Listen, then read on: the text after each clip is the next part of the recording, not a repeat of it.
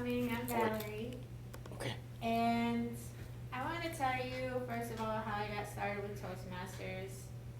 I've been working here for almost 5 years.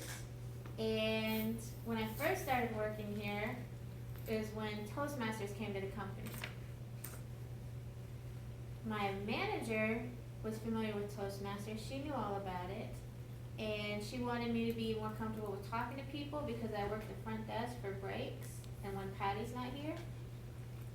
So my manager and my supervisor came up to me one day and they said, Toastmasters is coming. It's a public speaking group where you practice giving speeches in public, and we think that you would benefit from it, so we'd like to strongly encourage you to do it. And apparently I have a very expressive face, and I looked like I was going to cry because they're like, you don't have to if you don't want to, but we just really think it would be good for you. So I went home that day and I texted and I emailed everybody I know of complaining about my job and how these mean people want me to do Toastmasters and talk to people in public. And lo and behold, a lot of them texted me back. They said, hey, Toastmasters is a really good group. I'm familiar with it. I have my sister's in it. She really loves it, whatever. And I ended up saying, okay, I'll give it a try. That was almost 5 years ago. Now I am still in Toastmasters, and what I'm going to talk to you about today is how to control your fear. Because my very first speech was on our very second meeting that we had in our entire Toastmasters group. And the whole day before, I was pacing back and forth. I was just really freaked out when I got up there. I had my notes in my hand and they were shaking. And I was just really freaked out. So today I'm going to talk to you about how to control your fear. The way that you can recognize that you are scared is you might have an elevated heart rate. You could have the sensation of butterflies in your stomach. You could have uncontrollable shaking. You could feel a little bit lightheaded. Or you can even feel dizzy. Any of these symptoms is going to let you know you just might be scared. Of course, if you're experiencing any of these symptoms, you probably already know that you're scared. So the big question is, why do we have fear? Why are we afraid? What are the reasons that we get scared? So what we're going to look at are some of the most common reasons for fear. Number one is fear of the unknown. This says basement. I'll give you $1 if you go first. Because it's dark, you can't see anything, it's scary. So you're afraid of the unknown, you're afraid of what's down there. But, given this picture, you have to remember that life is not a horror movie. So if you're looking at a staircase like this, it's okay to turn the light on. Or if by some weird coincidence the power is out and there's going to be a thunderstorm, there's evil music playing in the background, you're smart enough that you can go get a flashlight or even a candle. You can get something to help light up the darkness down that stairwell. In terms of getting up and talking and not being afraid, you can kind of illuminate getting up here by figuring out what's going to happen. Talk to your Toastmasters, talk to your mentor. Come and watch people speak so you can see what they go through when they're up here. When you talk to your mentor, ask them, hey, what's going to happen? What exactly do I need to do? And you can kind of turn on the lights so it's not quite so unknown. So you want to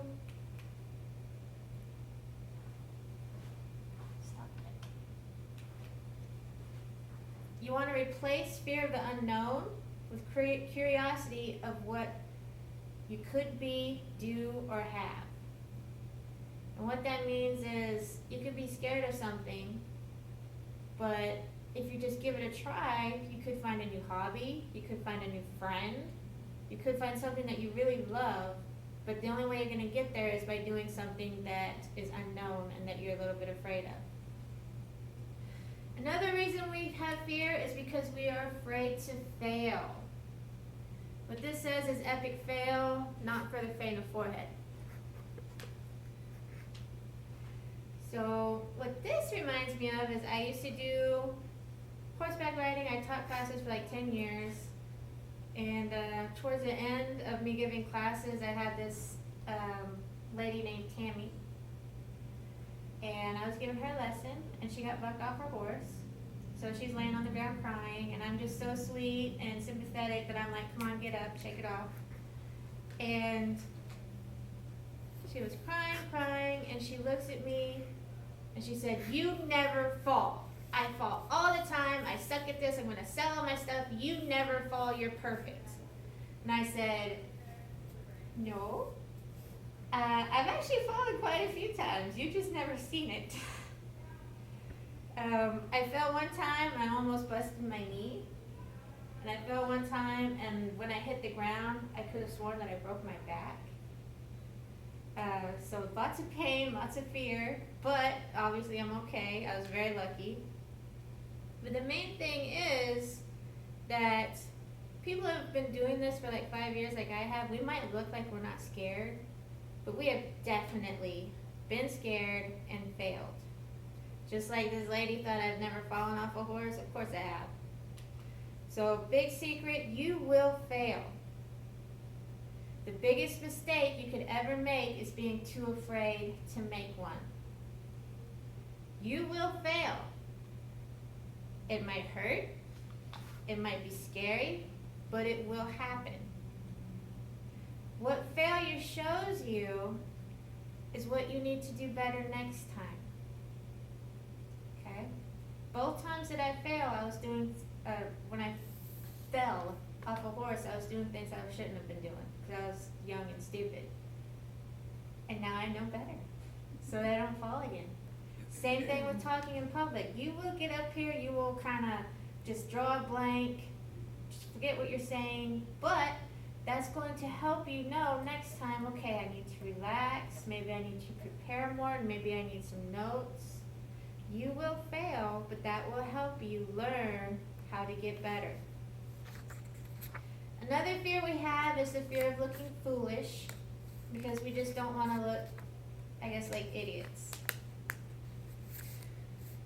But looking foolish is part of learning to laugh at yourself.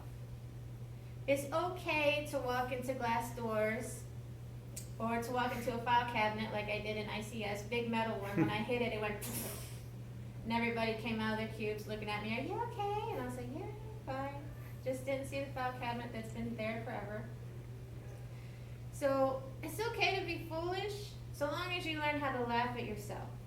You don't want to be so hard on yourself that you're afraid of embarrassment. Worry less about embarrassment than about missing an opportunity. You could get up here, you could look goofy, but you could really, really learn something. Maybe find out that you actually love being up here. Because embarrassment is kind of a state of mind. You can be embarrassed or you can laugh at yourself, but once you have an opportunity and it's gone forever. We also have a fear of boring the audience. I've given talks before where everybody's looking at their phone, everybody's writing on their paper, people are like playing on their laptop, maybe Candy Crush or whatever. You do want to entertain your audience, you do want people to be kind of into it, and the way that you do that is by your enthusiasm. To make sure that your audience is entertained, you want to pick a topic that you are very enthusiastic about. It's something that you just really love, and anytime you talk about it, it just comes out that you're really into it. Because the more you like your topic, the more enthusiastic you're going to be, and the more that enthusiasm is going to rub off on your audience. If you're talking about something you don't really like, you're going to be kind of boring, you're going to be kind of like, whatever, this is this and this is this.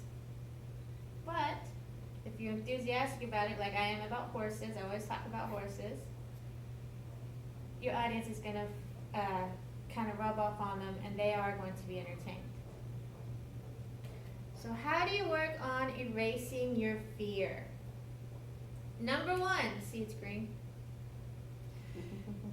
Practice in front of a mirror. You've got your speech, you know what you want to say, stand in front of a mirror and say it. I don't recommend doing this in the work bathrooms, do it at home. But practice in front of a mirror so you see what you look like and you can just practice talking. Once you've practiced in front of your mirror, practice speaking in front of someone, even if it's just your dog. Practice in front of your family, practice in front of your friends. Every person in here has a mentor. Ask your mentor, hey, can I give my speech to you? And they'll be more than happy to listen to you talk. Once you practice in front of the mirror, you've practiced in front of a person, practice giving speeches in here. Toastmasters is a safe and encouraging environment. We're not going to throw eggs or rotten lettuce at you. We will give you constructive criticism, but it's in a way that's very encouraging and it's not going to bruise your ego. So give speeches in the Toastmasters meeting so you can get up here and practice, practice, practice. Then the next thing you can do to help get rid of your fear is talk in front of an unknown audience. Here at ABSG, they do a new hire orientation every month, and it's a bunch of new faces, and they let Toastmasters go in there and talk for 5 minutes to just kind of spread the word that we're here. Any members that feel that they need a challenge or they want to test their confidence is more than welcome to give the presentation during new hire orientation. So that can be like a goal to strive for as you are working on controlling your fear. Once you are able to go talk in front of a room of complete strangers and not feel scared, you know that you're doing pretty darn good. So how do you get rid of this fear and get ready to do this? What I want you to do is visualize. Visualize yourself being awesome. You can be a little bitty kitty, but visualize yourself being a giant, mean tiger. You could be a brand new person at giving speeches, but visualize yourself as somebody that's a public speaking expert. Okay? It's all in the way you see yourself. If you see yourself as unable to get up here and talk, then you are going to be very, very scared, and it's a bit of negative thinking that's going to make you feel like you can't do it. But if you think that you can do it, then that's going to help you be more positive and be able to get up here and give your speech with as little fear as possible. One last thing to help combat your fear is learn to relax. What we're going to do now is going to go through a few relaxing techniques that you can do before speaking in public or giving a speech in Toastmasters. There's some stretches. First off is we do tend to carry quite a bit of tension in our shoulders. So what I'd like you to do right now is just kind of rotate your shoulders. Forwards and then backwards. That's going to help release any tension that you keep in your shoulders. And remember to stretch. You can pull one arm in front of your body and kind of pull your elbow towards yourself. Don't pull so hard that you pop your shoulder out of the socket. Did you go to the hospital and be like, well, Valerie told me to stretch. So try to get as much tension out of your shoulders as possible. And then let's move on to your neck.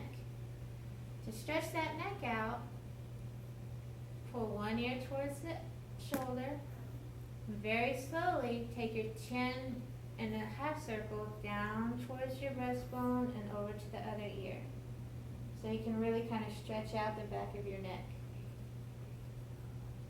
And once you get to the other ear, go on back the way you came. really stretch that neck out. Get rid of that tension. Last thing to do to help you relax is let your lungs breathe. Your lungs are balloons. They will expand as much as you allow them to. If you're hunched over and scared, you're collapsing your rib cage into your body, and your lungs cannot expand as much as they need to.